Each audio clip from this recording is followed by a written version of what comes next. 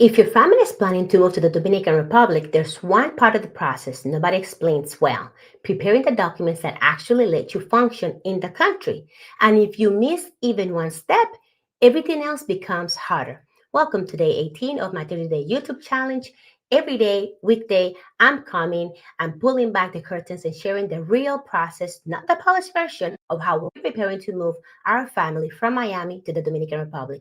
Today, we're talking about timelines, document organization, and the exact checklist you need to avoid delays and surprise requirements when you start dealing with the Dominican Republic banks, schools, lawyers, and even residency. This is the part that confuses most people, so I'm going to break it down to you step by step. So, welcome to this challenge. Thank you so much. I'm going to talk about the process from 6 to 12 months before you make the move, and this is the ideal time, guys. At this stage, you start by collecting and validating documents, even if you're just exploring the idea, because apostages take time. Dominican Republic institutions work on their own timelines, and some documents may need to be reissued before they can even be authenticated. And the goal at this stage is to get ahead of delays. Now, 3 to 6 months before you move, this is when you should begin apostilling birth certificates, apostilling marriage certificates, translating and notarizing U.S. financial documents if needed, and requested updated bank statements and employment letters. And the goal at this stage is you want to get your core packets ready.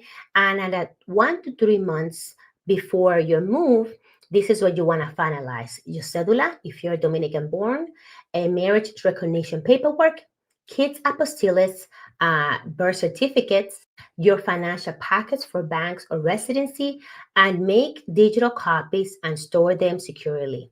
Now, at this stage, you want to tie loose ends before the stress hits.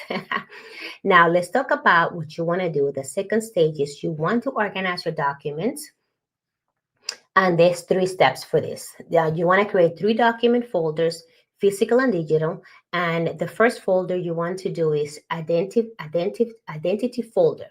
Your identity folder, you're going to have there your passports, your cedula, your birth certificates, your marriage certificates. And make sure that your passport have at least 6 months before they expired, and that your cedulas are up to date.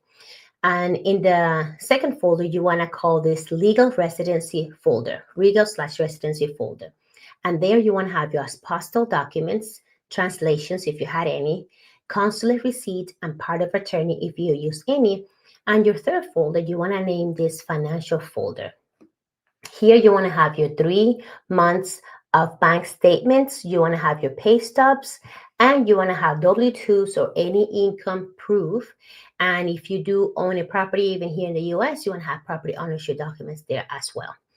Now, you want to label the steps too. You want to label everything with dates, because apostilles will expire for certain processes, and banks require recent financial documents. So let's say that you think you have updated financial documents, but you did this 3 months ago. You might want to upload the last 3 months of your bank statements.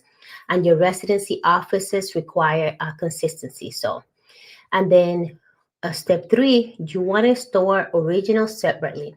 So keep your originals in a fireproof envelope, or like we have here, we have a fireproof little safe box, or secure the document bags and carry only copies or digital PDFs. Because anything in the Dominican Republic, officials, they do look at originals, but they will often keep copies. So having both, it makes the process smooth. So this is what I want you to have: passport unexpired for each family member, birth certificate, marriage certificate, original apostille, cedula if you're Dominican born individuals, legal recognition document, apostilles for your marriage certificate, birth certificate, translation, consular validation receipt, proof of nationality for your spouse, and 3 months of bank statements, clean and concise, right? Pay stubs, employment letter. This is optional, but it could be helpful. U.S. property ownership documentation, if applicable, relationship between employment and deposit, because the bank want to see that whatever monthly statements you have comes to the bank, and proper real estate. Now, If you have kids and they're school age, you might want to also apostille the birth certificates and school transcripts, because some of the school also require their own apostilles. You want to have your immunization records, passport size photo, and letter of enrollment or confirmation if going to the DL school. So what I want you to take away into this video is being prepared legally and financially is what keeps your move intentional instead of chaotic. Start early, stay organized, and your future you will thank you. Now, guys, thank you for joining today's episode. If you want a copy of the document preparation checklist, I actually made one and it's really nice. It's very organized. Just comment checklist or email me at info@livingintheartguide.com with the subject Day 18 document prep. And don't forget to subscribe so that you don't miss tomorrow's episode.